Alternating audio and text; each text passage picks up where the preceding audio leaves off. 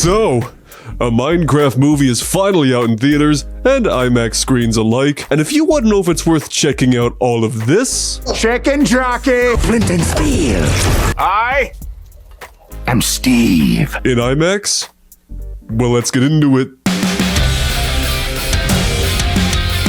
Hello, friends, and welcome back to the Brockopp side. It's been a minute. How you doing? You doing good?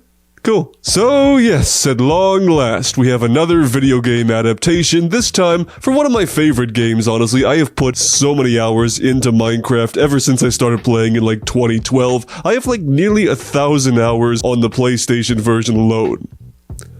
Because that's the kind of winner I am. But chances are by now, I'm not the only one out there watching this video that's actually seen the movie as well, so go ahead and comment down below your thoughts on a Minecraft movie. Did you like it? Did you dislike it?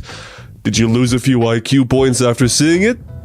Let me know. On the technical side, a Minecraft movie was filmed in the 1:8:5 aspect ratio, which fills up the entire IMAX screen. That's pretty cool. Now, unfortunately, I couldn't find any information on what cameras they used to shoot this movie, which is kind of weird because the last time I did that was for the Crow remake, and apparently that movie just got willed into existence. There was no camera at all. I don't know how that works, but apparently that's how it works. Okay, mini tangent out of the way there. I think the IMAX version of this movie works really well when you get these sweeping shots of the Minecraft overworld, seeing all these like crazy structures that Jack Black Steve built throughout the whole movie and all the different mobs and stuff. That much I really enjoyed, and there are a lot of moments in here where you get to take a look at that and be like, wow, the CGI is actually really good in a lot of areas, especially in those moments where it's just focusing on elements from the game, like different biomes and mobs and things like that. So you really get to soak in all of that with the IMAX screen. But like I said, the CGI is good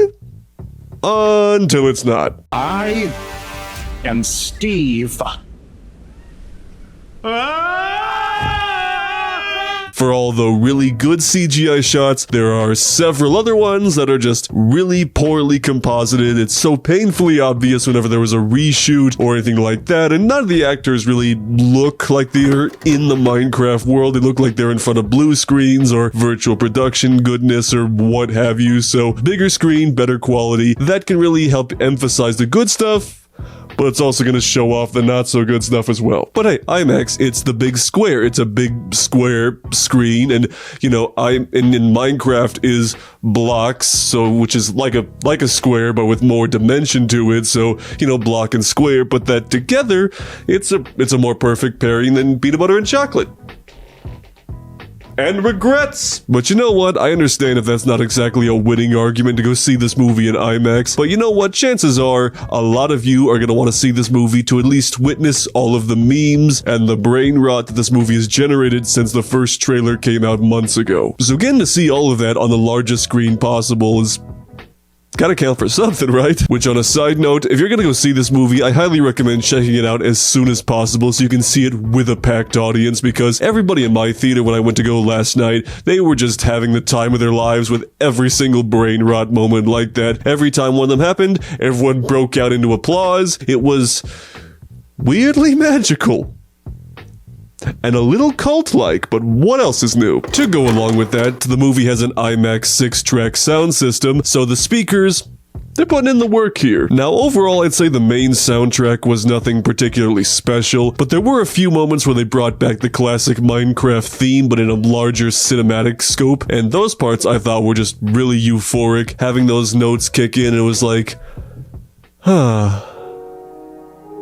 maybe life doesn't suck that much. So before we do wrap things up here, I'm going to give you my final thoughts on the movie itself, and I feel like I've said a lot of like mixed and conflicting things about this movie throughout this entire review so far, and you know what? I think that's accurate. This is a very strange enigma of a movie because it feels like it's equal parts generic, uninspired, cliche, worst thing ever, but also peak cinema and everything you could want. My favorite parts of this movie are easily when director Jared Hess gets to let his signature awkward, weird humor shine through so much of the movie, especially in the first half or so. If you've seen Napoleon Dynamite, you know what I'm talking about.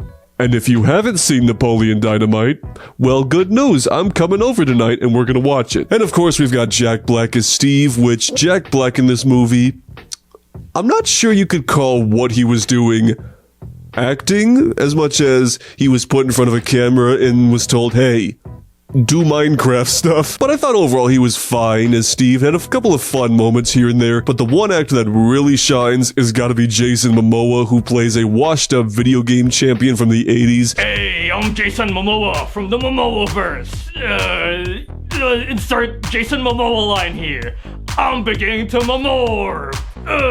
He is just absolutely hilarious throughout the whole thing. Like, I really want to see more of his comedic abilities in future movies, and I thought he had some fun chemistry with Jack Black himself, as they have this kind of fun little rivalry throughout most of the movie, which was kind of cool. All that said, though, for a movie based on a video game which is all about creativity and limitless potential, the movie sure does rely a lot on cliches and just overused plot and story elements to the point that it really holds back the movie from potentially being something really special. Plus, it's got one of my biggest pet peeves with a lot of modern movies nowadays, where the editing just feels like it has time for absolutely nothing. It's just trying to rush through every last little thing, exposition, tension, what have you, to be like, alright, boom, boom, boom, boom, boom, Minecraft zany joke, chicken Jackie, the end. Which, I mean, is it fair for me to expect anything else based on the trailers and everything else for the movie? Probably not, but I'm still gonna complain regardless. Overall, I think a Minecraft movie is one I'm gonna be in the minority of when I say that I actually kind of enjoyed this movie. It absolutely does not hold a candle to other recent video game adaptations like The Last of Us or the Fallout TV show, but you know what? If you enjoy Minecraft, if you are a victim of new age brain rot,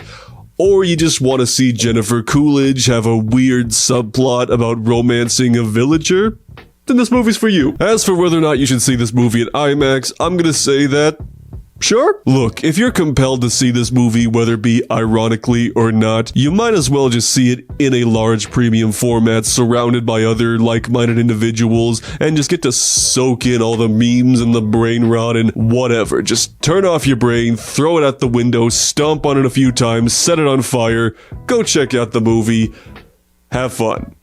That's all I can say. Have fun. Or try to. I don't know. So, those are my thoughts on a Minecraft movie in IMAX. If you want to see another IMAX review from me, I got just the thing right over here. Otherwise, we'll see you on the Brockopp side.